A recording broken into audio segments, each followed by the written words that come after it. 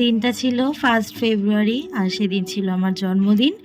সকাল সকাল একেবারে ঘুম থেকে উঠে স্নান করে চলে এসেছি। দেখতেই পাচ্ছ জায়গাটা, যারা গেস করে বুঝে যেতে পেরেছো আশা করছি তারা কমেন্ট করবে আর বলবে জায়গাটা কোথায়।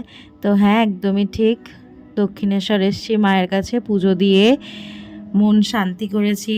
এই যে আমার গ্যাং, তারপরে একটু ঘুরু ঘুরু করে পুজো দিয়ে গঙ্গার কাছে গেলাম। গঙ্গার নাজারাই আলাদা, জাস্ট দেখো।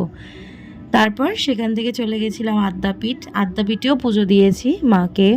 আর আদ্যা মন্দিরটা, যেটা আদি আদ্যা মন্দির, সেটাও একটুখানি গিয়েছিলাম দেখতে, কিন্তু দুর্ভাগ্যবশত বন্ধ হয়ে গিয়েছিল। তারপরে গিয়েছিলাম মায়ের ভোগ খেতে, যেটা মা স্পেশাল আমার জন্য সেই দিনের জন্যই তৈরি করেছিল। ভোগে ছিল পোলাও, তারপরে বেগুনি, তারপরে অনেক রকম খাওয়া দাওয়া, ভাত, তরকারি, খিচুড়ি, আর এত সুন্দর রান্না, আলাদাই টেস্ট।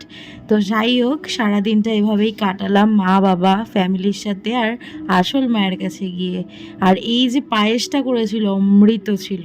আর এখানে সুন্দর পাখি ছিল, অর্থাৎ হাঁস। তারপরে সন্ধ্যাবেলা নিজেকে একটু প্যাম্পার করার জন্য স্পা করতে গিয়েছিলাম। বাড়িতে এসে কিছু রিচুয়ালস ছিল, সেগুলো সারলাম। সারাটা দিন খুব খুব খুব ভালো কাটলো। এভাবেই দিনটা যাতে প্রতিটা দিন আমি কাটাতে পারি, এভাবেই আশা করে চলি মায়ের কাছে।